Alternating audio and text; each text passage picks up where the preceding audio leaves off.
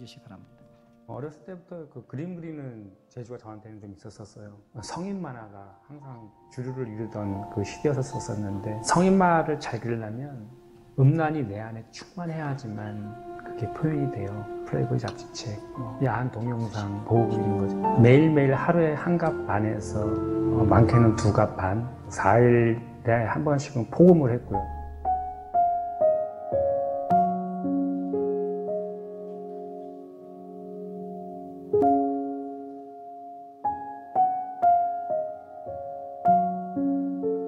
스물여덟 살 때 이제 피를 토하는 일이 발생이 됐었던 거죠. 고름이 나오더니, 농이 나오더니 이제 피고름이 막 바깥으로 막 나오기 시작하는데, 거울 속에 비친 제 얼굴이 사람이 아니더라고요. 오른쪽 폐 조직이 이제 괴사했다는 판정을 받고, 의사들이 수술해도 죽고 안 해도 죽는다고 얘기했을 때 내가 내 자신한테 포기가 되더라고요. 그래서 그때 이제 완전 절망 가운데서 이제 하나님 나를 천국에 보내달라는 그런 기도를 했거든요.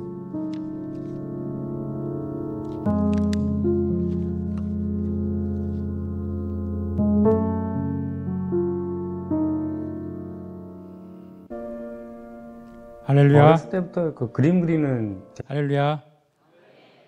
잠시 기도하시겠습니다. 사랑의 하나님 아버지, 새해 광주 동산교회에 귀한 자리에 세워주신 것 하나님 아버지 감사합니다. 이 귀한 자리에서 저의 자랑하다가 내려가지 않게 해주시고 제 삶에 찾아주신 예수님만 오롯이 전하는 시간이 되게 하여 주시옵소서. 특별히 간증 속에서 과장하지 않게 해주시고 그날에 있었던 일들만 진솔하게 전하는 시간이 되게 하여 주시옵소서. 처음과 마지막을 모두 아버지께 의탁드리며 예수님의 이름으로 기도드립니다. 할렐루야. 언제나 이렇게 강대상에 올라오면 저는 이게 횟수가 좀 많아지고 이렇게 강대상에 올라오게 되면 뭐 두려움이라든지 떨림이 없어야 되는데, 저는 강대상에 올라서면 올라설수록 나같이 설 수 없는 자가 이런 데 올라와서 내가 뭘 대단한 것을 이룬 것이냐, 괜히 거들먹거리는 것은 아닌지 올라올 때마다 하나님께 더 조심스럽고 또 성도들에겐 덕이 되며 또 저로 인해서 신앙을 더 주님께 더 다가갈 수 있게 하는 사람이 되기를 정말 원하는 마음으로 이 자리에 올라서고는 합니다.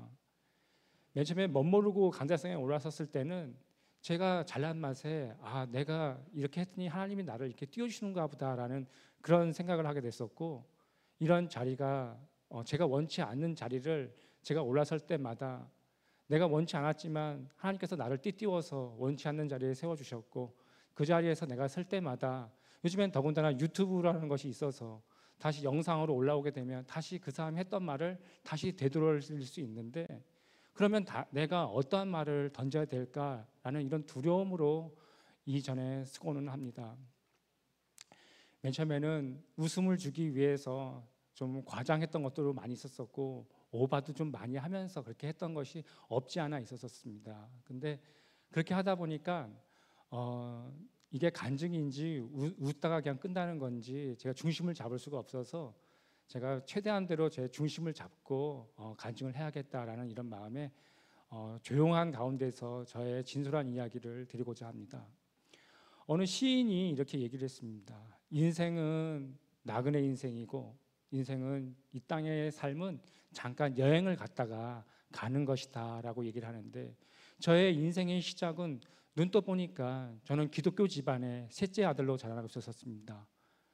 근데 정말 교회라는 곳이 제가 어떤 특정 종교를 선택해가지고 제가 교회를 다니게 됐던 것이 아니라, 눈 떠보니까 저는 주일날이면 꼭 교회를 가야 되는 것이고 예배를 드려야 하는 것이고, 정말 어떻게 태어났는데 어떻게 그 눈에 보이지도 않는 그 하나님을 맹신하는 저희 어머니 밑에서 주일날 저녁에 특히 추운 겨울이면 이 장의자 세 번째 의자에 항상 저희 어머니가 앉아 계셨었는데, 그 옆에서 어린 철규가 학교도 가지 않았던 5살, 7살 그 철규가 예배 시간이 목사님이 첫 번째로, 두 번째로, 세 번째로, 마지막으로 다시 한번 정리해서 이렇게 목사님이 끝날 듯 안 끝나는 그 설교를 들으면서, 그 설교를 들을 때마다 몸을 막 꼬면 우리 어머니가 갱지 한 장을 저한테 주셔요. 그러면서 예수님 그려봐, 예수님.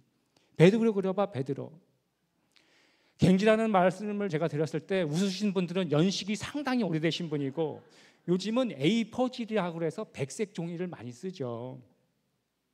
저희 어머니가 베드로 그려봐 그래서 베드로를 이렇게 그렸어요. 그러면 그 졸라맨 아십니까? 졸라맨처럼 그림을 그려가지고 엄마한테 보여주면 어머니가 뭐라 하냐면 너무나 잘 그렸다라고 얘기를 하는 거예요. 그러니까 엄마한테 칭찬을 받기 위해서 그린다는 것이 맨날 시도 때도 없이 그림을 그리다 보니까 언젠가부터 그림 그리고 낙서하는 것이 저의 일상이 되었고, 그 그리는 것이 항상 좋았어요. 특히 그때 저희 때는 토요일 날에도 학교를 가지 않았습니까? 예배를 마치고, 그러니까 학교를 마치고 집에 와 보면 항상 친구들과 땅 따먹기 놀이를 많이 하면서 놀았어요. 그러니까 학교를 마치고 가방을 벗고 대문을 열자마자 가방을 마루에다가 패대기를 치고 바로 공터로 나가서 이제 땅 따먹기를 하는 겁니다. 땅 따먹기를 하다 보면 해가 뉘어뉘어 질 때까지 열심히 땅장을 해가지고 제법 제게 많은 땅을 이만큼 많이 확보를 했는데, 해가 뉘어뉘어 지면서 옆에 있던 친구들이, 어머니들이 다 이렇게 부르는 거예요. 철수야, 민수야, 영수야, 밥 먹어라. 그래서 다 데려가요. 그러다 보면 영토 확장을 조금 더 하겠다고 버팅기다가 귀 잡혀가지고 끌려가는 친구도 있었고, 어머니가 부르시면 그냥 하던 영토 확장 탁 털고 가던 친구도 있었고, 그러다 보면 친구들이 점점 없어지는데 저의 땅은 점점 넓어지는데 기쁜 거죠. 땅이 넓어지는데. 근데 그러는 와중에 저희 어머니도 철규야 밥 먹어라 그러면 그 수많은 땅덩어리를 잔뜩 확보를 했지만 그걸 다 내려놓고 어머니의 식사 자리에 초대가 되어서 들어갔던 그 일들이 지금도 생각나곤 합니다. 하나님도 우리의 인생 가운데서 철규야 집에 가자라고 하는 그 순간이 기필코 오고 맙니다. 이 땅의 삶이, 성경에서는 우리의 인생을 나그네 인생이요 안개와 같은 인생이라고 얘기하는데, 이 안개와 같은 인생 속에서 우리들이 주인을 어떤 사람을 만나느냐에 따라서 우리의 결과는 정말로 다른 곳에 이렇게 봉착하게 되는 것이죠.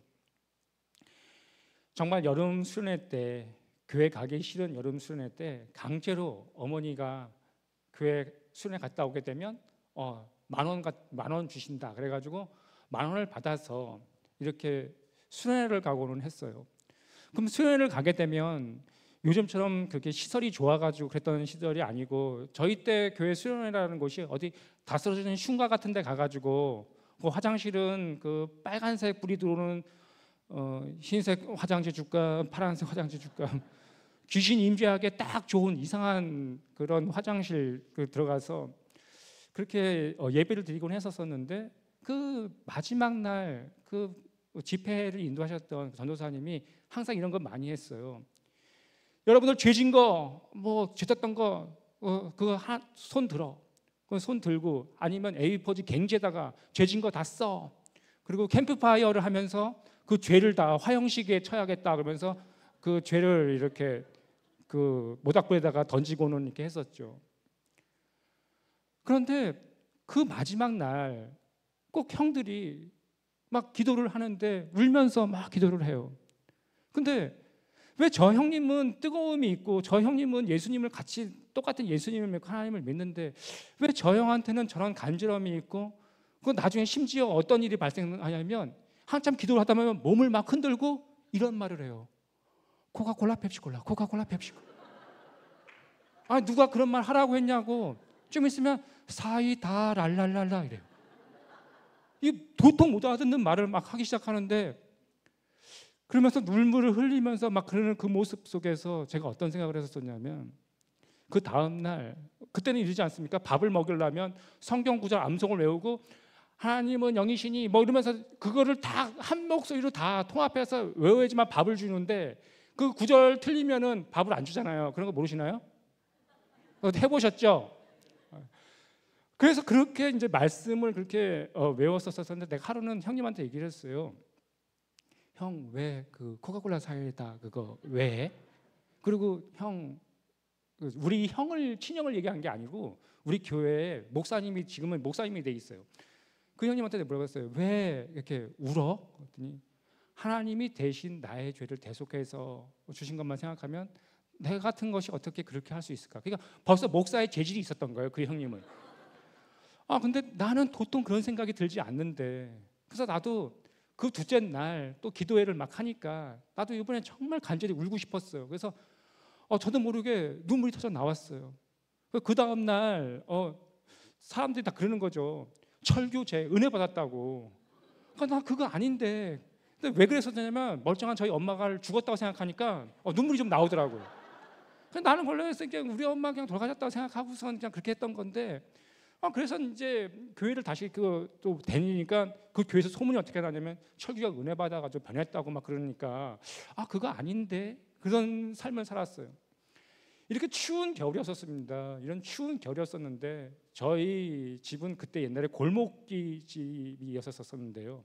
그 안에 들어가 보면 이 거지 형님들이 요즘 말로는 노숙자라고 얘기합니다. 이 거지 형님들이 이 굴뚝에다가 등을 대고 있으면 뜨뜻하니까 거기다가 이 추운 이 겨울을 낙원을 하셨었는데, 눈을 치우지 않으면 이 뺀질뺀질해지던 그 추운 겨울날, 저희 교회 그 주일날 저녁 예배 때 제가 눈이 이렇게 아름답게 막 내리고 있었던, 한 방울이 내리던 그런 겨울이었었고, 그걸 치우지 않아서 뺀질뺀질해지던 그 추운 겨울날 밤, 제가 주일날 저녁 때 그때 저희 교인들이 다 신발을 다 벗어놓고선 그 안에 들어가서 기도회를 가지셨거든요. 어르신들이 앞좌석부터 방석을 잡아서 앞좌석부터 이렇게 채워 나갔는데, 제가 어떤 생각이 들었냐면 너저분한 이 신발을 보니까 이 전교인을 상대로 한번 장난을 쳐야 되겠다라는 그런 생각이 들었어요.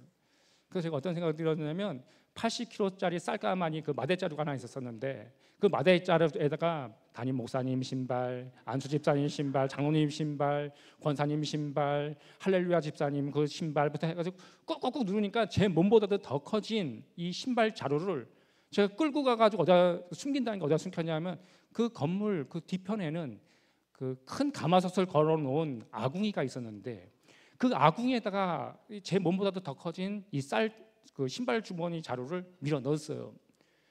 그러고 나서 예배가 마치기를 밝게서 나오면 틀림없이 신발을 분주히 찾으실 텐데, 그 모습을 기다리면서 밖에서 오돌오돌 떨면서 제발 예배 시간이 끝나기를.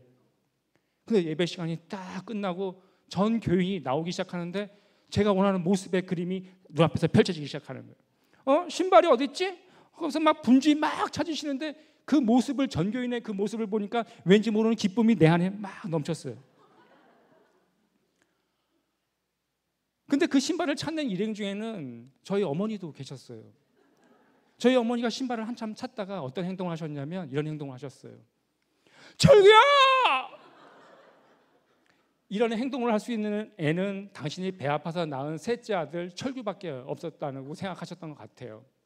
그래서 저희 어머니가 빨리 와! 그래가지고 내가 모르게 어머니 앞에 이렇게 가고 있는데 저도 모르게 쭈삣거리면서 어떻게 얘기했냐면 내가 안 숨겼어, 이렇게 명확해지신 거죠. 저희 어머니가 저의 멱살을 잡고 몇 번 흔드셨어요. 어디다 숨겼어? 그래서 저도 모르게 힘이 빠져가지고 아궁이라고 얘기했어요. 근데 그 아궁이가 분명히 밀어 넣을 때만 하더라도 꺼멓기 때문에 이렇게 밀어넣지, 불이 활활 타오르는데 나쁜 말로 엿먹을 하고 이렇게 밀어넣지는 않거든요. 그런데 제가 그 뒤편에 아궁이를 갔는데 그 아궁이가 그렇게 환하게 빛나는 그 빛을 본 건 처음이었던 것 같아요. 이 불빛이 아궁이 밖까지 막 불이 이렇게 나와가지고 막 이 자루를 태우고 있는데요. 이 목사님, 장로님들이 갈고리를 잡아가지고 신발을 다 끄집어냈는데 이 신발이 신발 본연의 모습을 다 잃고 신발이 다 치즈처럼 다 찍딱 늘어나는 거죠. 그래서 그 추운 겨울 눈이 내려가지고 뺀질뺀질해진 그 길을 전교인을 맨발로 가게 했던, 전 놀라운 능력을 지니면서 자라나기 시작했어요. 그러니까 저희 어머니와 아버지가 저를 그때부터 어떻게 해주셨냐면 말보다는 손으로 사랑을 많이 해주셨어요. 저는 그 사랑을 손으로 받으면서 행복한 삶을 지냈죠. 저희 어머니는 항상 새벽 예배가 마치면 아들들이 잠자는 방에 오셔서 사고를 제일 먼저 친 아이한테 안수기도를 해주셔요. 그러면 이렇게 추운 겨울날 어머니가 찬설이 맞고 집에 오셔서 아들 방에 손을 탁 대게 되면 차가운 손이 이마를 딱 대는 순간 아, 내가 1등이구나. 손이 좀 온기가 있으면 아, 내가 변방이구나. 그렇게 아름답게 행복하게 자라나던 그 삶이 계속 이렇게 지탱되었으면 좋겠는데 우리의 인생이라는 게 그렇게 행복하고 아름다운 시간만 계속 되는 것이 아니잖아요. 저의 인생 가운데서 절망의 거인이라는 사람을 처음 만나게 됐던 그 시점이 있습니다. 절망의 거인은 어디서 나오냐면 1878년도에 영국 베드포드의 엘스토우 지방이라는 곳에 존 버년이라는 분이 복음을 증거한다는 이유로 감옥에 들어가게 됩니다. 두 번째 감옥살이에 들어가게 됐을 때 그가 GP라는 우화 소설이 있는데 이 우화 소설이 필그림 프로그레스라는 이 책이 동양으로 가서 중국에서 번역이 되면서 한자를 써서 철로 역정이라는 소설로 번역이 되게 됩니다. 이 소설책 속에 크리스천이라는 주인공이 나오는데 이 크리스천이 의심의 성에 갇혀서 지하실 감옥에서 그 절망이라는 거인이라는 사람을 만나게 되죠. 이 안에서 들어가서 너의 목숨을 끊으라 라고 하는 사람이 절망의 거인입니다. 우리의 인생 가운데서도 매번 절망이 찾아오고 내가 뜻하지 않은 것을 만날 때마다 그것을 회피하고자 몸부림치지만 이 절망은 우리를 끝까지 넘어뜨리려 하고 끝내는 나의 목숨마저도 네 스스로 혼자 끊어보라라고 얘기를 하고는 하죠. 저희 어머니가 제가 초등학교 4학년 때 결핵을 앓으셨어요. 그리고 제가 초등학교 6학년 때 저희 어머니가 결핵이 좀 심하다고 그래가지고 저희 어머니가 그럼 내가 이렇게 죽을 바에는 내가 하나님 앞에 원한 없이 기도하시겠다 그러면서 파주에 가보면 아주 큰 기도원이 있는데 파주시에 가셔서 어머니가 기도를 하시고 집에를 오셨는데 분명히 당시 한 달밖에 못 산다고 했던 저희 어머니가 다시 결핵이 다시 완치가 되면서 저희 어머니가 그때부터 죽었다가 살아났던 목숨이 너무 감사해서 그때부터 복음을 참 많이 증거하시면서 저희 어머니를 통해서 복음을 듣고 목사님이 되신 분과 장로님이 되신 분들이 참 많이 계세요. 그런데 제가 중학교 들어가기 전에 저희 어머니가 이번에도 또 많이 이렇게 아프신데요. 저희 어머니가 이거 두 번째 아프셨을 때 저희 어머니가 병원에 갔더니 또 결핵인 줄 알았었는데 이번에는 가슴이 그렇게 아픈 것이 아니라 이 허리가 그렇게 많이 아프시다고 그렇게 얘기를 하셨어요. 그래서 대학병원에 가서 종합검진을 받으니까 그 완치된 줄만 알았던 그 폐결핵균이 척추뼈로 전이가 되어가지고 어머니의 뼈 마디를 다 녹이는 겁니다. 병원에서는 빨리 이제 수술해봤자 아무 소용이 없으니까 생을 정리하셔라라고 얘기를 하셨고 저희 어머니가 그 허리 디스크 수술을 받고 집에서 그때부터 제가 안방에를 나중에는 들어가지를 않으려고 했었습니다. 그게 왜 그러냐면 그 어머니 방에 들어가면 그 오물 냄새가 이렇게 났었어요. 저희 할머니가 계셨었는데 저희 할머니가 저희 며느리의 기저귀를 이렇게 갈아주시는 거죠. 그러면서 저희 어머니의 기저귀를 이렇게 야물딱지게 개지 못 취하셔서 그런지 몰라도 그 어머니 방 안에 들어가면 그 부유물 냄새가 났었었고 그 냄새가 맡기 싫었는데 저는 한 학교를 이제 마치고 집에 오면 어머니가 잠을 이루지 못하시니까 흰머리 뽑아달라고 그러면 어머니 흰머리를 뽑아드리면 어머니가 스르르 잠이 드셔서 그래서 잠을 조금 이루시고 그리고 또 다리 주물러 달라고 하면 다리 주물르고 그것만 하고 있었었는데 그러한 생활이 되다 보니까 어머니가 밤마다 이렇게 앓는 소리를 내시는데 그러면 저희 아버지도 많이 아내를 이렇게 수건으로 닦아주고 맨날 그런 시간을 보냈었는데 그 시간이 1년이 되고 나니까 제 마음에서 어떤 생각이 들었었냐면 차라리 엄마 저렇게 힘드시고 이렇게 하실 바에는 차라리 엄마가 항상 얘기하던 그 천국이라는 곳 차라리 가는 게 낫지 않겠나라는 그러한 생각을 진짜 많이 했었습니다. 그러고 나서 제가 중학교 1학년이 됐는데 어머니가 두 번째 수술을 진짜 받아야 된다 그래서 두 번 수술을 받다가 어머니가 뇌사 상태에 빠지셨어요. 그러고 나서 이제 뇌에 물이 많이 차 있기 때문에 물을 빼내야 된다 해서 드릴로 구멍을 뚫어서 이제 물을 빼내서 어머니가 온전한 정신이 들어왔는데, 또 어머니가 그 눈을 감고 하나님 아버지, 저희 남편 교회 마당만 밟고 있습니다. 정말 인격적으로 예수님 만나게 해주세요. 그리고 저에게 맡겨주신 자녀가 4명이 있는데 이 아들 3명 중에 목회자의 길을 걷는 아들이 하나가 나오게 해주세요. 그리고서 어머니가 항상 부르시던 찬송가 하늘 가는 밝은 길이, 그 찬송가 1절 채 못 부르시고 어머니가 그렇게 하늘나라로 가셨어요. 그러고 나서 집에만 이렇게 와보면 어머니가 계시지 않는데도 안방에서 누워 계시는 것만 같았었고, 어디선가 계속 엄마가 나를 지켜보고 있는 듯한 그런 생각을 지울 수가 없었습니다.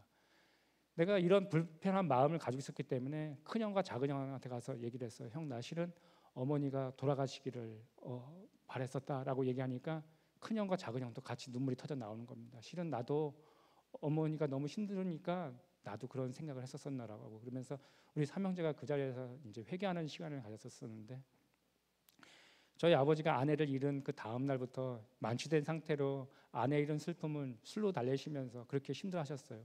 그 시간이 1년이 지나고 지금의 어머니가 오셨어요. 새어머니가 오셨어요. 그리고 또 1년이 지나서는 저희 막내 동생이 또 태어나면서 교회를 갔더니 한 집사님이 야 철규야 일로 와봐. 그래서 갔더니 야 천국 간 엄마가 잘해주냐 지금 온 새엄마가 잘해주냐, 이 말을 딱 듣니까 교회에서 상처를 너무 많이 받아가지고 교회를 좀 안 나가게 됐습니다. 그랬더니 교회에서 생모가 죽고 계모가 들어오니까 애들이 다 이렇게 겉돈다라는 소문이 들기 시작하면서 정말 힘든 시간을 보냈었습니다. 그런데 제가 그때까지 제가 중학교 1학년이 됐고 2학년이 됐는데, 정말 그때까지 아버지는 말보다는 손으로 그때까지 사랑을 많이 해주시니까 제가 그 어린 마음에, 정말 욱하는 마음에 집을 나가야겠다는 생각하에 아버지 돈을 다 훔쳐가지고 내가 집을 나가야겠다 이런 생각에 여름방학 때 제가 아버지 방을 몰래 올라가시는데, 지금 새로 얻으신 그 아줌마가 안방에서 저희 어머니도 좀 기도를 현란하게 하시는 스타일이셨는데 지금 오신 분도 그에 못지않은, 그래서 우리 형제들이 뭐라 하냐면 우리 아버지는 어떻게 그 아내를 얻어도 할렐루야만 얻냐. 첫 번째 어머니도 참 그렇게 광신도 할렐루야 너무 힘들었는데 두 번째 오신 분도 저 연식만 더 젊어지셨지 하는 행동과 습관은 똑같으신, 새벽에 집을 나가요. 새벽 예배 드리고 또 와서 그게 울면서 기도를 하시는데, 그날따라 월랄랄라 까꿍 그걸로 이제 기도를 해주실 줄 알았는데 방언으로 기도할 줄 알았더니 그게 아니라 한국말로 기도를 해주시는데 뭐라 그러냐면 하나님 아버지, 제가 이 집안에 두 번째 어머니로 저를 이 자리에 세워주셨는데 하나님 이 자녀들을 말씀 속에서 정말 잘 키우고 싶습니다. 하나님, 그런데 셋째 철규가 말을 너무 안 듣는데 얘를 불쌍히 여겨주셔서 주님의 울타리 안으로 돌아오게 해주세요 라면서 이 아줌마가 막 울면서 얘기를 하니까 돈을 훔쳐야지, 그래서 집 나가야지라고 했던 이 생각이 온다는데 어웨간도 없이 사라지면서 그날 저녁 때 큰형한테 얘기를 했어요.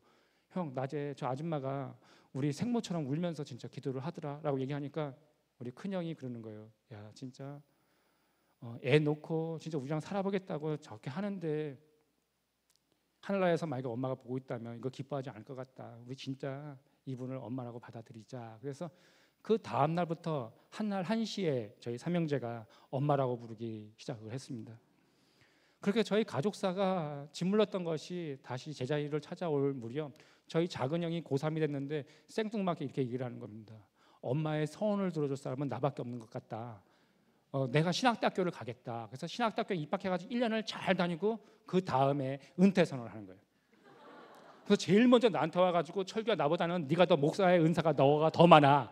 네가 목사 되는 게 하나님의 뜻일 수가 있어. 네가 목사가 되라라고 얘기해서 저를 꼬시는 거예요. 누구는 그 자리를 채워야 되니까. 근데 우리 작은 형이 은퇴 선언을 한 지 일주일도 지나지 않았는데 가슴이 아프다고 그러는 거예요. 그래서 동네 병원을 갔더니 더 큰 병원을 가라. 그래서 종합검진을 받아보니까 비형, 간염, 결핵, 급성 폐렴, 우리 어머니가 앓았던 결핵까지 저희 형이 7가지 폐에 관련된 질환이 급속으로 이렇게 걸려서 우리 형이 같이 밥을 먹으면 안 되는. 그래서 저희 형이 그 지방에 있던 어떤 결핵 병동이었었는데 저희 형이 거기에 반년 정도 거기서 입원하게 됐었어요. 근데 웃긴 건 그때부터 좀 차도가 보여가지고 그 결핵약을 한 움큼씩 먹는데 조금 등한시하게 되면 나을 듯 하다가도 더 심해지는 게 결핵이에요. 근데 우리 작은 형이 그러고 나서 신학 안 하겠다고 집에다가 굴란만 일으키면 나으려고 했었던 그 병이 다시 도지는 겁니다. 그것을 몇 번 반복하고 나서야 우리 작은 형이 정말 하나님이 나를 선택하신 것 같다라고서 우리 형이 두 손 두 발 다 들고 나니까 그 병이 완치되는. 저희 형님은 지금 고향 교회, 저희 아버지는 지금 현재 고향이라는 말이 이렇게 발음이 안 되네요. 고향 교회에서 시무장로로 왕성하게 활동하시다가 지금은 은퇴하셔서 교회 화장실을 청소하고 계십니다. 그리고 저희 바로 위에 형님은 송파구 거여동에서 현재 담임 목회를 하고 있는 목회자가 되어 있습니다. 저는 아까 소개 영상에도 잠깐 나왔다시피 저는 어렸을 때부터 그림을 참 많이 그렸고 고등학교를 졸업한과 동시에 제가 평소에 좋아하던 만화가 이현세 선생님한테 제가 그렸던 습작했던 원고를 보내드리니까 자네가 정말 만화에 재주가 있는 것 같다. 내가 자네를 내 제자로 받아주겠다. 그래서 제가 저희 이현세 선생님한테 들어가서 20살 때부터 들어가서 같이 그림을 그린 시간은 20년을 같이 그림을 그렸고 제가 독단적인 제 기독교 작품 활동을 해서 나온 시간은 13년의 시간을 보냈습니다. 처음 소개 영상에서 나왔다시피 저는 일반 코미스 대본소 만화로 데뷔를 했던 게 아니라 저는 19금들이 보는 성인 만화로 그림을 그렸어요. 요즘에는 이제 이 만화가 웹상으로 들어갔다 그래가지고 웹상에서 보는 만화다 그래가지고 그것을 이제 웹툰이라고 이렇게 얘기를 하죠. 요즘은 다 웹툰을 많이 보는데요. 요즘도 돈을 많이 성인 만화라는 곳이 있는데요. 이 성인 만화를 제일 많이 보는 연령층이 어디일 것 같으세요? 질문. 제가 질문 드린 거예요. 누가 많이 볼 것 같아요? 청소년? 40대, 50대? 40, 50대. 네. 좋아요. 근데 제가 이건 대외비 문건이기 때문에 제가 이것을 어떤 그 회사의 대외비 문건을 봤는데 제가 너무 놀랐어요. 카드를 많이 긁었기 때문에 그 발생한 연령층을 보게 되면 누가 제일 많이 보는지 알고 수 있거든요. 그 동성애 물, 그 비엘이라는 장르가 있습니다. 이 동성애를 다루는 만화거든요. 아주 말로도 할 수가 없을 정도로 정말 담을 수 없을 정도의 그런 그림을 그려놨어요. 너무 난잡한 그림을 그려놨어요. 그런데 그것을 제일 많이 보는 대상층은 30대 유부녀가 제일 많이 봅니다. 대한민국의 30대 미래를 짊어질 어머니가 자기 자녀를 유치원을 보내고 음란 만화를 보는 거죠. 초등학교를 보내놓고 성인 만화를 제일 많이 보시는 아주머니가 30대 유부녀라는 사실에 제가 정말 많이 놀랐어요. 근데 제가 성인 만화로 데뷔했었던 이유는 딱 하나입니다. 돈 많이 벌고 돈을 좀 많이 벌고 세상적으로 좀 이렇게 놀라고 돈을 많이 모는 게 돈이란 종이가 저의 목표였었기 때문에 그리는 대로 원고를 쳐줬어요. 그렇기 때문에 많이 그리는 게 저는 돈을 버는 거기 때문에 그냥 열심히 그런 음란물을 그림을 그렸어요. 나중에는 별명을 지어줬는데 음란물 제조기가 제 별명이었어요. 근데 그러한 삶이 순탄해질 무렵 제가 돈을 더 많이 벌어야 되니까 주일 성수도 안 하게 됐어요. 교회도 좀 빠지게 됐었고요. 돈을 많이 벌어야 되니까요. 그리고 점심을 밥을 먹고 나면 식구땡을 해야 돼요. 식구땡 모르시나요? 그 식구땡이라는 게 뭐냐면 밥을 먹고 난 다음에 불로장생이라고 이 담배를 이렇게 하나를 펴야 돼요. 그런 이제 우리들은 은어죠. 식구땡 하러 가자. 그 담배 피러 가자는 뜻이에요.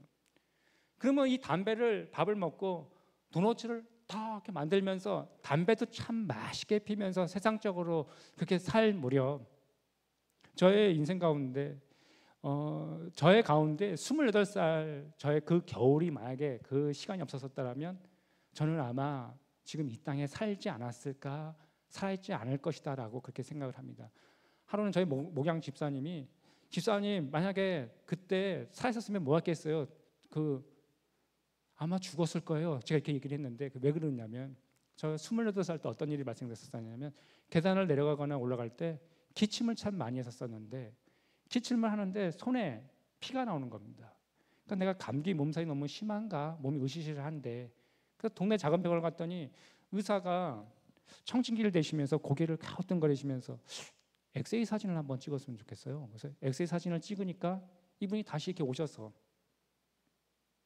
빨리 큰 병원에 가라는 거예요.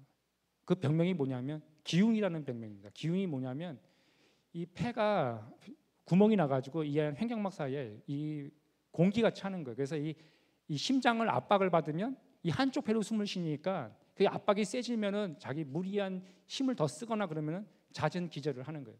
그 기절도 뭐 길게 기절하는 게 아니라 짧게 10초, 5초간, 15초간 짧게 쓰러지고 일어나요. 그러면 내가 왜 이렇지 이렇게 저도 모르면서 그렇게 시간을 보냈고 소견서를 받고 그 다음 날 어머니와 같이 대학병원을 갔는데 의사가 왜 이렇게 왔냐 늦게 왔냐 그러시면서 손을 들어라 그래서 들었더니 6번째 갈비뼈 사이에다가 메스를 그어서 구멍을 뚫어서 튜브를 박았어요. 호스를 박아서 맑은 물이 담겨 있는 이 플라스틱 통이었었는데 이 튜브를 꽂은 관에 기침을 많이 하게 되면 폐가 정상으로 펴진다 그러면서 기침을 많이 하라고 의사 선생님이 얘기하셨어요. 그래서 그때부터 다시 폐가 정상으로 펴지라고 기침을 컬럭컬럭 하면 이 밑에서 물방울 기포가 보글보글 계속 이렇게 올라와요. 근데 어머니가 우시는 거예요. 눈이 빨개져가지고 아버지도 눈이 빨개져가지고 이렇게 오시고 그런데 저한테 뭐라고 그러시냐면 어머니가 그러시는 거예요. 철규야, 너 말씀 읽어라. 말씀 읽어야지만 하나님이 너를 고쳐주신다. 제발 좀 말씀 읽어라. 그런데 젊었을 때부터 그냥 어머니의 말을 안 듣고 너무 어긋찼던 게 너무 생각나가지고 내가 뭐라 그러냐면 아유 엄마 내가 읽어줄게. 그러고 나서 이제 담대한 마음으로 구약을 딱 펼쳤는데 구약을 보니까 나쿠나쿠가 너무 많이 나와가지고 무서워서 덮었어요. 그래서 구약은 그냥 스킵. 그다음에 이제 신약부터 읽어보자. 그래서 이제 신약을 성경을 읽어나가기 시작을 했어요. 제가 지금부터는 여러분들 앞에 성경 구절을 좀 많이 알려드릴 텐데요.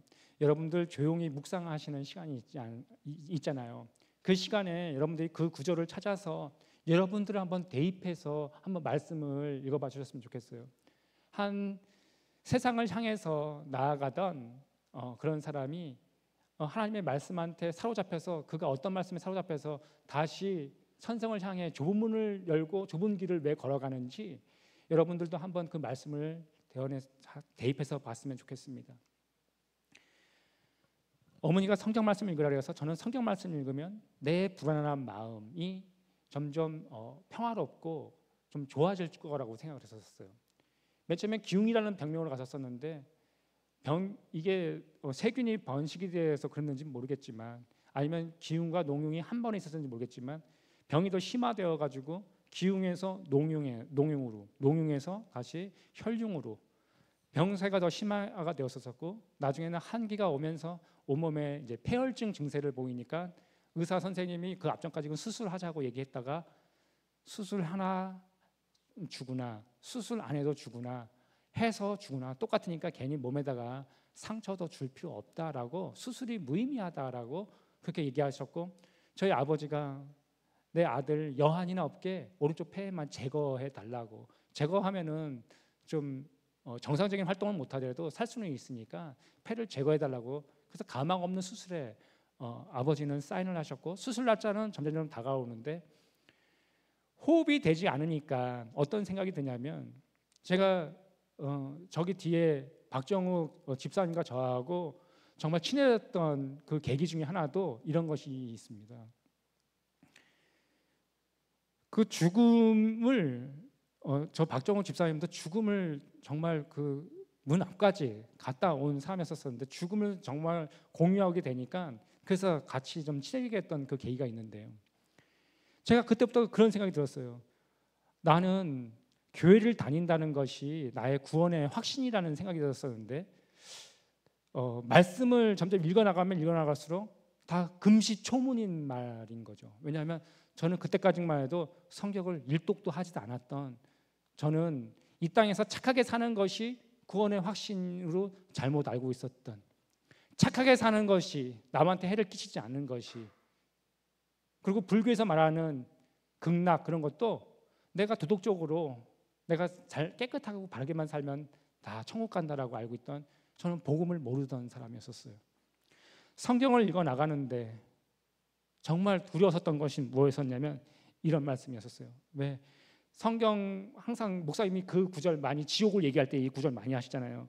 마가복음 9장 48절로 49절에 보게 되면은 거기에서는 구더기도 죽지 않고 불도 꺼지지 아니하느니라, 사람마다 불러서 소금 시듯함을 받으리라. 할머니가 미꾸라지를, 추어탕을 끓여주시겠다고 살아있는 미꾸라지를 잡아오셨어요. 그리고 이 미꾸라지를 대야에 붓고서는 굵은 소금을 탁 뿌리니까 이 미꾸라지가 온몸을 막 비비꼬면서 거품을 막 토하면서 토설하면서 그 미꾸라지들이 다 죽는 걸 봤어요.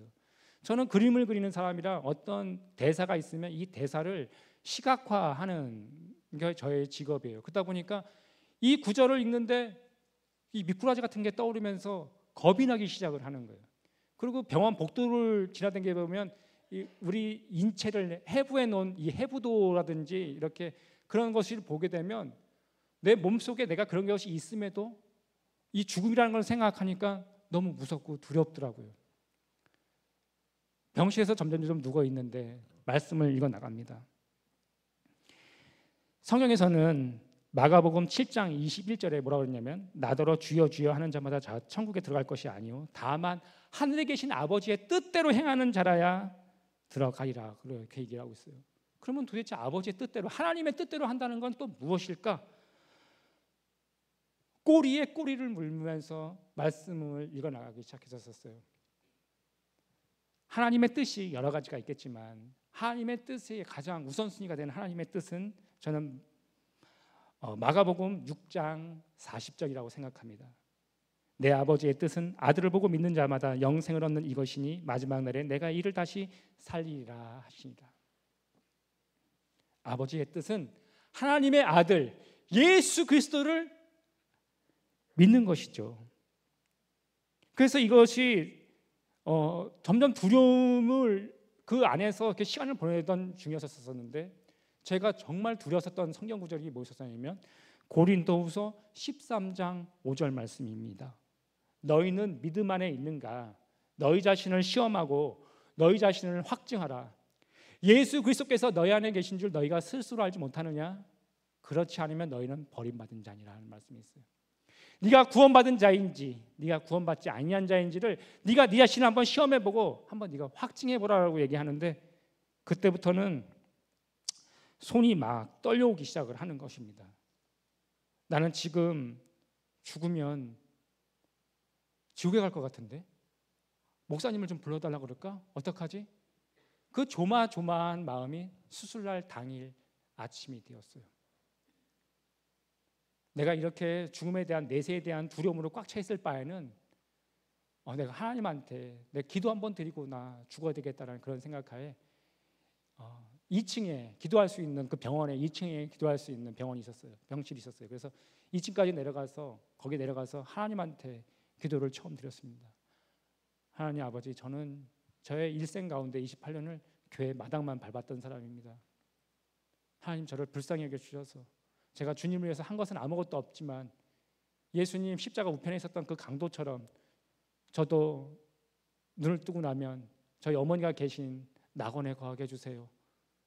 그리고 내가 어떤 호기심이 있었는지 모르겠지만 한 가지를 더 보태서 기도를 했습니다. 하나님이 지금도 살아계시다면, 저를 살려만 주신다면 제가 성인 만화 그리지 않고 하나님이 기뻐하시는 만화를 그리겠습니다 라고 크게 기도를 드렸어요.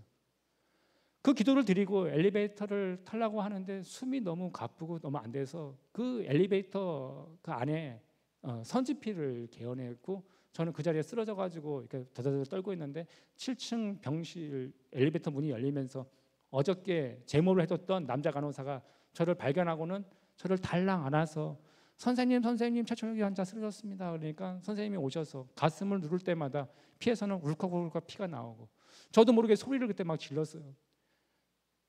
너무 고통스러우니까 살려주세요라고 얘기하는데 또 죽고 싶은 마음이 드니까 죽여주세요라고 하는 그 두 가지적인 그 이상한 그 감정에 휘달리거든요.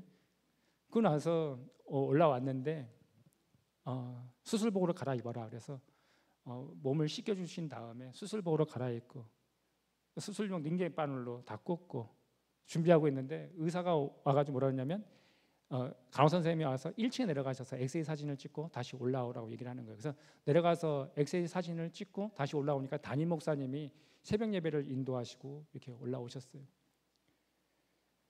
그래서 제가 기도를 해봤자 아무 소용 없구나라고 제가 그렇게 허탈해 하면서 아침에 이제 수술 받는 시간이 와서 이동하기 위한 침대가 올라왔고 제가 그 침대에 올라가서 이렇게 누웠는데 마치 지옥 도살장에 끌려가는 듯한 그런 느낌이었었어요.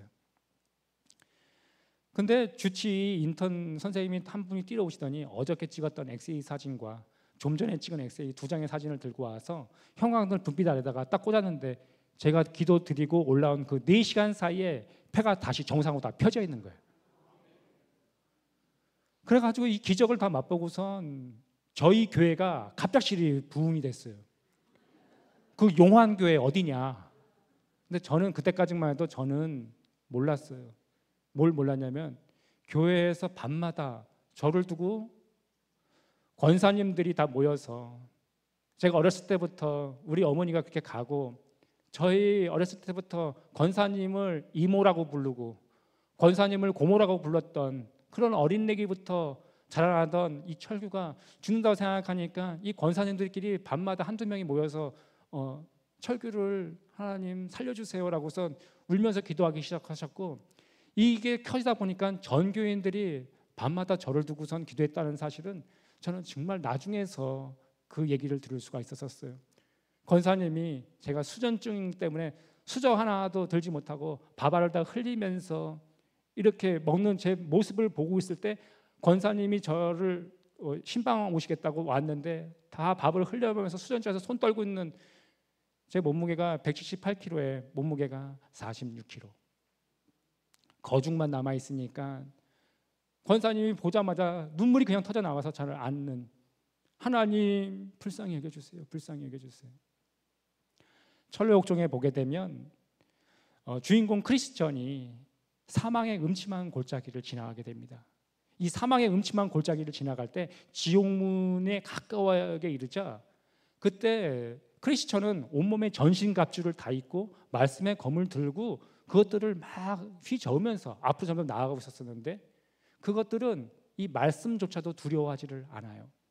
그러니까 그 크리스천, 주인공 크리스천이 했던 행동이 뭐냐면 자신의 칼을 다시 칼집에 집어넣습니다. 그러고는 그가 했던 우리 기독교인들이 가장 강력한 무기를 꺼내게 되죠. 그 무기의 이름은 모든 기도라는 무기입니다. 그 모든 기도라는 그 무기를 꺼내서 그 크리스천이 했던 그 기도가 뭐냐면 나는 하나님의 능력을 덧입고 이곳을 통과하겠다라고 선포를 하면서 그 지옥 사망의 음침한 골짜기를 통과하게 되죠. 시간을 한참 지나고 나니까 아침이 됐는데 제가 어떤 생각이 들었냐면 이런 생각이 들었어요. 사람이 화장실 들어갈 때의 생각과 나올 때의 생각이 틀리잖아요. 분명히 내가 하나님한테 살려달라고 기도는 했지만 이거 하나님이 고쳤다고 하는 증거가 없잖아요. 안 그래요? 아멘. 이 바로왕이 그 10가지 재앙을 맞고도 이 완악함이 끝까지 가져가게 돼 있거든요. 이 사람의 죄성은 그 하나님이라는 그분을 인정하지 않으려고 하는 그 습관을 가지고 있어요. 그래서 내가 이거 어떤 생각이 들었냐면 이런 생각을 했었던 거죠. 이거 때가 돼가지고 나은 거 아닌가? 이런 얄팍한 생각을 하고 있는데 어머니가 대학병원에는 목이 꺾여 있는 소변통이 있는데 죽었던 아들이 다시 살아났다고 엄마가 너무 좋아하면서 이렇게 맑게 들어오니까 어머니를 실망시키고 싶은 그 생각이 없고 또 효도해야지. 그래서 성경책 읽어야지. 그래서 성경책을 딱 펼치는데 너무 오바해서 성경책을 펼치는 바람에 이 성경책이 땅바닥에 떨어지게 된 거죠. 그래서 펼쳐진 면을 그대로 잡아서 그대로 이렇게 딱 올려놨는데 시편 3편 3절에서부터 5절 말씀이 딱 펼쳐지는 겁니다. 여호와여 주는 나의 방패시요 나의 영광이시요 나의 머리를 드시는 자신이이다. 내가 나의 목소리로 여호와께 부르짖으니 그의 성산에서 응답하시는도다. 내가 눕고 자고 깨었으니 그가 나를 붙드심이로다. 이 땅에서의 가장 큰 복은 내가 온전히 눕고 자고 깨어서 주님 전에 나와서 예배를 드리는 것이 가장 큰 축복입니다. 그러고 나서 다시 제가 일상을 복귀를 해서 이렇게 살아가고 있는데요. 정말 의사가 뭐라 하냐면 이제 담배 피시면 안 됩니다. 술 먹으면 안 됩니다. 제가 하지 말아야지 하고 다짐을 했지만 매번 넘어졌던 것들이 세 가지가 있습니다. 그것이 뭐냐면 담배를 끊어보려고 한 100번은 시도했던 것 같아요. 담배를 분질러요. 그래가지고 쓰레기통에 버렸는데 밥만 먹고 나면 식구땡을 하고 싶어가지고 이 부러뜨렸던 이 담배를 다시 잡아서 다시 봉합 수술을 해요. 그래서 다시 불을 붙여서 담배를 피면서 도너츠를 탁 뱉는 순간 나는 정말 가망성이 없나 보다. 내가 이런 간증을 들어봤어요. 어떤 집사님이 하나님께 기도를 했는데 하나님이 진짜 말씀이 뜨겁게 내 안에 딱 쳐니까 그날부터 담배가 역해가지고 끊었다는 그 간증을 들을 때마다 그분의 집을 쫓아가가지고 24시간 그분을 관찰하고 싶었어요. 틀림없이 숨어서 어디서 이렇게 하고 있지 않을까? 나는 안 되는데, 결단할수록 더 안 되는데, 술을 먹으면 왜 이렇게 술이 단지? 쇠고기를 삼겹살을 지글지글 구워가지고 딱 씹으면 육즙이 터지면서 고기 맛이 나와요. 그럼 차가워진 소주를 목에다가 탁 털면 이 목을 타고 내려오는 이 청량감, 땀을 많이 흘렸죠. 맥주를 하나를 딱 까가지고 억억억 하고 마시면 이 목을 타고 내려오는 이 짜릿함, 제가 그것을 아는 사람이에요. 근데 제가 지금 이것을 왜 멈출 수가 있었을까요? 한 집사님이 장로님이십니다. 머리가 희끗희끗하신 장로님이 집회가 끝나갈 무렵인데 개인적으로 얘기 좀 할 수 있냐고 해서 무슨 얘기신데요? 얘기를 하니까 제가 나이가 올해 70이 넘었습니다, 집사님. 근데 손주도 있고 손녀도 있습니다. 정말 남사스럽습니다. 제가 아직도 끊지 못한 게 있습니다. 야한 동영상을 지금도 보고 있는데 집사님 어떻게 끊습니까? 그래서 제가 장로님한테 뭐라 그랬냐면 장로님한테 아리까리 대답을 했어요. 장로님, 제가 끊은 것 같아요? 끊지 않은 것 같아요? 잘 모르겠어요. 제가 많이 실패했었던 청소년 집회 때 가면 항상 청년부 집회 때 항상 많이 넘어지는 것이 이 세상의 문화가 교회에 들어와서 몰래 하는 그것 때문에 참 많이 힘들어하는 그 어린 친구들이 많이 있어요. 제가 그 친구들한테 가서 얘기를 합니다. 회개라는 그 단어는 메타노이아라고 얘기해요. 그 뜻은 뭐냐면 회개의 뜻은 돌아선다는 뜻을 가지고 있어요. 어디에서 돌아서는 거냐면 죄에서 돌아서는 것입니다. 우리들이 구원받았다 얘기하는데 어디서 구원받았죠? 죄에서 구원받은 것입니다. 근데 내가 친구한테 얘기를 해요. 내가 장로님한테도 제가 말씀을 드리는 게 뭐냐면 장로님, 지킬 만한 것 중에 더욱 내 마음을 지켜라. 이 마음 속에서 먼저 내가 이런 거를 해야지라고 해서 생각으로 벌써 죄가 들어왔고 그걸 실행함으로써 제가 넘어진 것으로 인해 가지고 힘들어하는 것이고 그 넘어진 것으로 인해서 평생에 자기를 따라다니기 때문에 그게 힘들어하는 것이거든요. 신앙생활은 속이는 것이 아니라고 생각하는 것입니다. 제가 예를 들어서 산에를 올라갔는데 맑은 여름날이었었는데 산을 올라가다가 이 산길에서 이렇게 낙엽잎이 잔뜩 쌓여 있었는데 찍 하고서 미끄러진 적이 있었어요. 위에는 분명히 마른 낙엽이었었는데 이 걸으면 걸을수록 밑에 빗물이 그 밑에 고여 있어서 밑이 다 쭉 미끄러지는 이 죄성이라는 게 그래요. 겉에서 보면 아무것도 없는 것 같은데 이 말씀에 내 안에 파고들면은 이 안에 나의 죄성이 다 보이는 겁니다. 군대 있을 때 일입니다. 선임하사가 짬통을 갖다 버리라 그래가지고 동기랑 같이 짬통을 비 오는 날이어서 그 다음 날 뚜껑을 덮지 않아가지고 짬통을 들고선 그거를 버리려고 갔는데 이게 그냥 쏟으면 이 짬통이 밑에 음식물이 늘어붙어 가지고 이 통이 비워지지가 않는다는 거예요. 그러면서 그 선임마사가 작대기 하나를 들고 와가지고 작대기를 밑에서부터 다 이렇게 휘저은 다음에 쏟으라고 그러니까 둘이서 쏟으니까 이거를 닦지 않아도 이 짬통이 깨끗하게 비워지시듯이 하나님의 말씀, 이 작대기를 내 마음에 꽂아서 다 휘저을 때 내가 무슨 죄를 지었고 내가 저 사람한테 무슨 행동을 했고 내가 저 성도에게 덕을 세우지 않았고 그런 것들이 다 생각나. 우리들이 사람한테도 잘못을 했으면 하나님한테 당연히 회개하는 것도 당연히 말로써 회개를 하는 거지만 사람한테도 잘못을 했으면 그 사람한테 가서도 당사자한테 가서도 내가 잘못한 것을 시인해야 되는 것입니다. 아멘. 하나님한테 내가 그 잘못을 내가 회개했으니까 나는 그 사람한테 도덕적인 책임은 없어. 그거 아닙니다. 내가 그 사람한테도 인간된 관계에서 내가 잘못을 한 게 있다면 그것도 하나님께 아뢰지만 그것도 당연히 회개를 해야 되는 것이죠. 그렇게 이중적인 생활을 하는데 성인 만화를 도저히 그릴 수가 없는 거예요. 내가 살려주시면 성인 만화 안 그리겠다 그러고선 제가 제 이름으로 내는 성인 만화책이 아니라 저의 선배 형님의 이름으로 내는 성인 만화책을 참 여러 번 도와줬었는데 정말 이렇게 가짜 신앙생활할 바에는 정말 순례 여장을 철로역에 나오는 그 크리스천처럼 나도 순례의 길을 걸어가야 되겠다. 그러고 나서 제가 세상적인 그 성인 만화를 다 끊고 기독교 쪽인 원고를 하러 기독교 쪽으로 넘어왔는데 기독교 원고는 세상 원고의 5분의 1이래요. 그러니까 더 박봉으로 더 힘들게 살아가는데 저는 그때까지 어떤 일이 발생했었냐면 교회 집 이제 그것만 이제 반복하게 되는 것입니다. 근데 제가 35살이 됐는데도 제가 결혼을 할 나이가 지났는데도 동기들은 다 결혼이 됐고 친구들은 다 결혼이 됐는데 저는 결혼이 안 되는 거예요.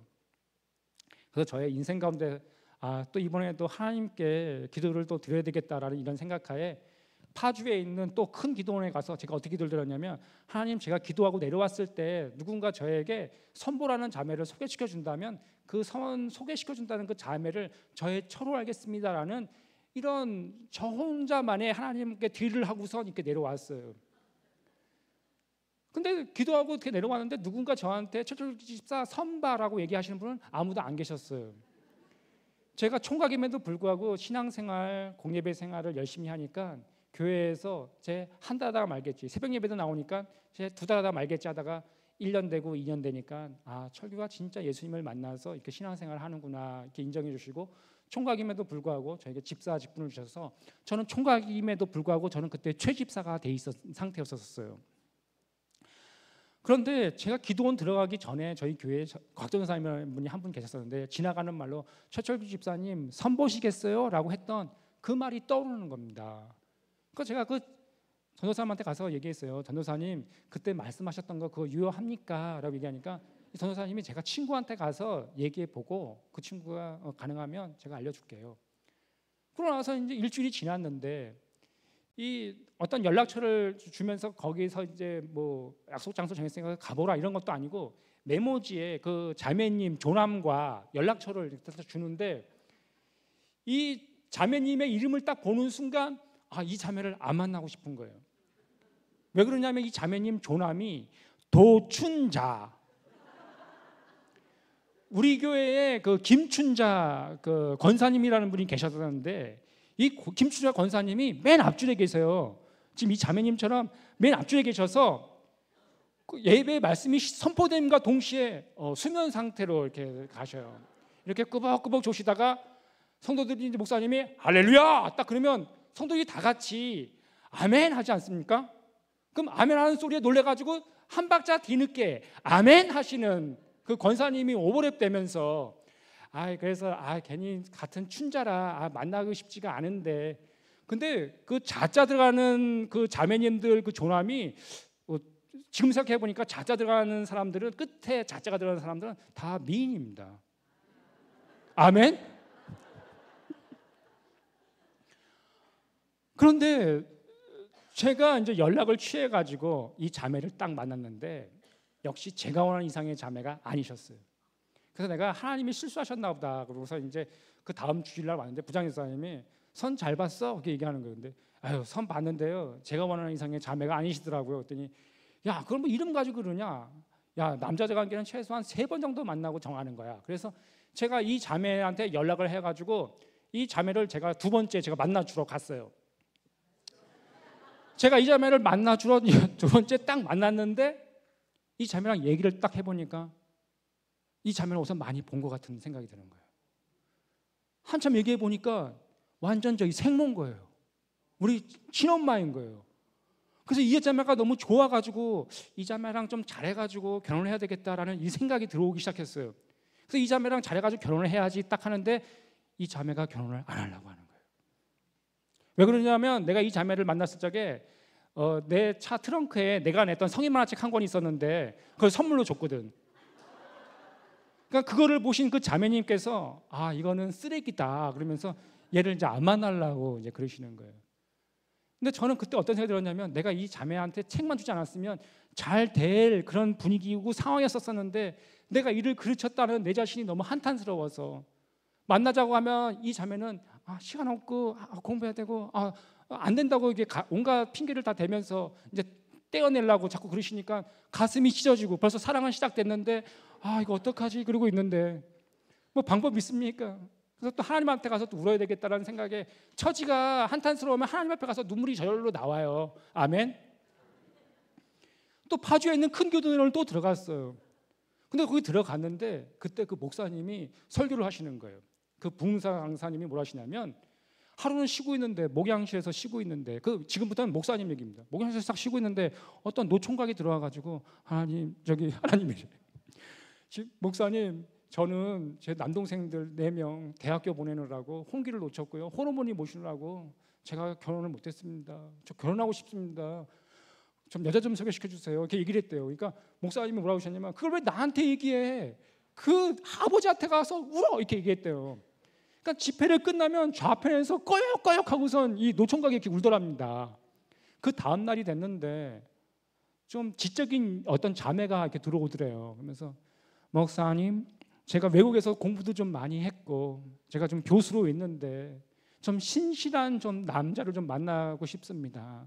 좀 남자 좀 소개해 주세요. 이렇게 얘기를 하더래요. 그러니까 목사님이 뭐라 하셨냐면 그걸 왜 나한테 얘기해? 아버지 앞에 가서 울어 이렇게 얘기를 했대요. 그러니까 집회를 끝나니까 좌우편에서 처녀 총각이 꺼역꺼역 하고서 신사탄하면서 그렇게 기도를 하면서 이렇게 우시더래요. 그러면서 이 목사님이 그러시는 거예요. 하루는 목양실에 있는데 이 처녀 총각을 즉석으로 선을 봐줘라라고 만나게 해줘라라고 하는 그런 마음이 들더래요. 그래서 이 둘을 청해가지고 이 목양실에서 즉석 선을 보게 했답니다. 그러면서 뭐라고 하시냐면 이 둘이 잘 살았을 것 같아요? 못 살았을 것 같아요? 얘기하는 거예요. 나도 모르게 잘 살았을 것 같아요 이렇게 얘기했어요. 그분이 총각이면 결혼할 것이요, 그분이 아직 결혼을 했다면 더 잘 살 거라고 이렇게 선포를 주셨어요. 그러고 나서 너무너무 잘 산다는 얘기를 듣고선 그렇게 얘기해 주셨는데 그게 더운 여름철이었었습니다. 근데 이 더운 여름날 나도 좀 기도를 해야 되겠는데 저는 하나님한테 악다구니 기도를 해본 적이 없어요. 제가 우리 아내한테 악다구니라고 얘기해요. 왜 악다구니 있잖아요. 사달라고 막무가내 떼 쓰는 거 있지 않습니까? 달라고 막 이렇게 하는 거 있잖아요. 나도 안 되겠다, 하나님 앞에 나도 올라가서 한번 독대해야 되겠다라는 생각에 나지막한 그 기도에는 나지막한 산이 있어요. 보름달이 덩그랗게 떠 있는 밤이었었는데 나지막한 산으로 올라갔는데 거기서는 그 산에서는 어떤 소리가 많이 나냐면 사이다 랄랄라 얄랄라 뽕따 뭐 이런 소리, 펩시콜라 뭐 이런 소리가 여기저기서 막 현란하게 막 나요. 여기저기서 방언 소리가 막 나는데 그때 산을 한참 올라가는데 어떤 머리가 많이 벗겨지신 장로님인지 목사님인지 어떤 어르신이 죄 없는 조그마한 나무 하나를 잡고선, 소나무는 아니었습니다, 죄 없는 나무 하나를 잡고선 막 이렇게 흔드시면서 오랄랄라 뽕따 막 이런 식으로 기도를 하시는 거예요. 근데 너무 간절하게 막 얄랄라 뽕따 막 그러시는데 그게 너무 부러운 거예요. 저는 하나님한테 하나님, 저는 얌전하게 하나님 아버지, 그 장남 같은 그런 스타일의 기도를 드렸었어요. 어쨌건 그래도 좀 우리 큰형 스타일로 그 맏아들 같은 그런 느낌의 하나님 아버지, 오늘은 점심 식사하실 시간이십니다. 뭐 이런 식으로 좀 깍듯한 그런 걸 좀 하고 싶었는데 그날은 그런 장로님의 현란한 머리 흔듦을 이거 보고 나니까 나도 좀 저렇게 기도하고 싶다라는 이런 생각이 간절히 들어왔어요. 그때 그리고 산에는 모기가 많았어요. 근데 이 대머리 비껴주신 이분이 흔들 때마다 뒤에서 빛이 번쩍번쩍 나면서 모기 잡아가면서 와와 까꿍 막 이러는데 그 모습이 너무 도전이 돼서 나도 저렇게 따라 한번 해봐야 되겠다는 생각이 내 안에 들기 시작했어요. 저는 하나님한테 기도를 얌전하게 드렸지 내가 진짜 기도 소리 세게 막 지르면 이 속에 막 배가 아플 정도로 소리를 질러본 적은 한 번도 없어요. 신세가 처량하니까 하나님 앞에 눈물이 터져 나오는데 하나님 그나마 그 여자한테 눈이 멀었는데 아유 내 팔자야 막 그래서 이제 막 그 신세한탄 기도라고 들어보셨어요? 제가 신세한탄 기도를 막 아버지 앞에 막 한참 기도를 하고 있는데 전화벨이 삐리삐리삐리삐리 울리는 거예요. 이걸 딱 받다 보니까 그 도 자매님이 전화를 주셨어요. 끝내려고 전화를 주셨어요. 절대 안 내려고. 그래서 이제 이분이 그냥 끊기가 좀 미안했었는지 좀 접대 멘트를 하시는 거예요. 집사님 지금 시골이신가 봐요. 그래서 왜요? 그 옆에서 개구리 소리가 개굴 막 들리는데 그래서 에이 그거 옆에 있던 어떤 분이 지금 기도하시는 소리예요 라고 얘기를 했더니 이 자매가 갑자기 정적이 흐르더니 집사님 거기 왜 가셨어요? 그래서 아니 기도해보자고 지금 하나님이 맞는지 한번 기도해보자면서요. 하나님이 진짜 배우자인지 기도해보자면서요. 근데 나도 조금 괜히 서럽더라고 그러면서 약간 이렇게 좀 흘렀어요. 괜히 서럽더라고. 근데 이 자매가 저한테 이러는 거예요. 한참 시간이 조금 뜸을 들이더니 집사님 하나님이 주신 마음 같아요. 결혼하겠습니다. 딱 그런 거예요. 그래서 제가 3번 만나고 결혼을 하겠다고 마음을 먹고 부장 집사님이 또 놀리는 거죠. 선 잘 봤어? 딱 그러는데 네 결혼하려고 그럽니다. 그 부장 집사님이 정말 화들짝 놀라시면서 남자자 관계는 최소한 반년 정도는 교제한 후에 정해도 늦지 않아 라고 이렇게 얘기하셨어요. 그래서 저는 하나님이 준비된 자매가 맞으니까 저는 이 자매랑 결혼을 하려고 합니다. 그래서 이 자매랑 결혼을 했습니다. 저의 아내는 전도사예요. 사역자다 보니까 그 가슴에 한이 맺힌 게 뭐냐면 나도 그 코카콜라 펩시콜라 그를 좀 하고 싶어서 제가 얼마나 방언을 사모했는지 몰라요. 하나님 제가 친구를 전도했어요. 이 친구가 교회를 나온 지 진짜 얘는 불교만 댕겼었지 교회를 온 적도 없고 야 너 신년 특세가 됐으니까 신년이 됐으니까 신년에는 우리 예수님 믿는 사람들은 새벽 기도라는 걸 드려. 신년 특세, 그 특세를 드려야지 진짜 기독교인이라고 할 수 있지. 그랬더니 자기가 나오겠대요. 그래서 얘가 나왔는데 얘 교회에 나온 지 일주일밖에 안 되네요. 진짜. 근데 얘가 저기 끝에서 열나라 뽕따? 이거 하는 거예요. 아니 쟤는 일주일밖에 안 됐는데 나는 모태신앙이고 평생을 가도 그거를 하지를 못하는데 그 내가 기도회도 참 많이 갔어요. 하나님 진짜 서럽습니다. 누구는 주고 누구는 뽕따 안 주고 하나님 너무하십니다. 내가 그렇게 하는 모습을 우리 아내가 보더니 여보 당신은 1대1로 제자 교육을 좀 해야 될 것 같아. 하나님이 그 사람한테 필요한 것이기 때문에 그 사람한테 준 거지 그것을 하나님 당신 예수 그리스도가 나의 죄를 대신 지고 십자가에 돌아가셨다는 거 다 믿잖아. 그렇지. 그럼 그거 하나만으로 좋게 하나님이 당신한테 가당하다면 그거 주실 거야. 그렇다고 사모하지 말고 그냥 그렇게 하는 거 아니야. 사모해 계속. 하지만 그렇게까지 쫓아다니면서 그렇게 하지 않아도 돼. 그러면서 우리 아내가 저의 잘못된 기복적인 신앙들을 우리 아내가 1대1로 2시간씩 성경 읽을 때마다 눈물이 터져 나왔고 우리 아내가 나 같은 놈, 소망 없는 놈에게 우리 아내가 저에게 말씀을 1대1로 가르쳐 줄 때마다 우리 그 신혼 때가 성경 공부 시간이었어요. 그 3년이 너무 행복했어요. 정말 의인이 기저귀를 갈아도 행복했고 제가 평생 나는 죄인이야 하고 내 자신을 자책하면서 하나님한테 내가 원망하면서 내 자신을 후회했었는데 하나님이 나의 죄를 용서해 주신다는 성경 구절을 알게 됐습니다. 이사야 43편 25절에 보게 되면 나 곧 나를 위하여 내 허물을 도말하는 자니 내 죄를 기억하지 아니하리라라고 말씀하셨고, 시편 103편 12절에 보게 되면 동이 서에서 먼 것 같이 우리의 죄가를 우리에게서 멀리 옮기셨다고 또 말씀하셨고, 미가서 7장 19절에 또 보게 되면 다시 우리를 불쌍히 여기셔서 우리의 죄악을 발로 밟으시고 우리의 모든 죄를 깊은 바다에 던지시라라고 말씀하신다는 이 성경 구절로 인해서 제가 하나님의 말씀이 너무너무나 감사했어요. 정말 하나님한테 정말 감사했던 성경 구절이 있는데요, 다 같이 이것은 찾으셔서 다 같이 합독하셨으면 좋겠어요. 갈라디아서 2장 16절 말씀입니다. 갈라디아서 2장 16절. 자, 다 찾으신 줄 알고 다 같이 한번 합독하시겠습니다. 화면에도 띄어져 있으니까요, 다 같이 한번 합독하시겠습니다. 사람이 의롭게 되는 것은 율법의 행위로 말미암이 아니요 오직 예수 그리스도를 믿음으로써 말미암은 줄 알므로 우리도 그리스도 예수를 믿나니 이는 우리가 율법의 행위로서가 아니고 그리스도를 믿음으로써 의롭다함을 얻으려 함이라. 율법의 행위로서는 의롭다함을 얻을 육체가 없느니라. 우리가 의인이 되는 것은 예수 그리스도를 믿음으로써 의롭다함을 얻는 것입니다. 이 예수님의 의가 너무나 감사한 거예요. 로마서 5장 19절에 보게 되면 한 사람이 순종하지 아니함으로 많은 사람이 죄인 된 것 같이 한 사람이 순종하심으로 많은 사람이 의인이 되었다고 하는 성경 구절이 있습니다. 또 로마서 4장 5절에는 이를 아니할지라도 경건치 아니한 자를 의롭다 하신 이를 믿는 자에게는 그의 믿음을 의로 여기신다는 그 성경 구절과 로마서 8장 33절에 보게 되면 하나님이 우리에게 이렇게 말씀을 하셔요. 누가 하나님께서 택하신 자들을 고발하리요 의롭다 하시는 하나님이시니 누가 정죄하리요.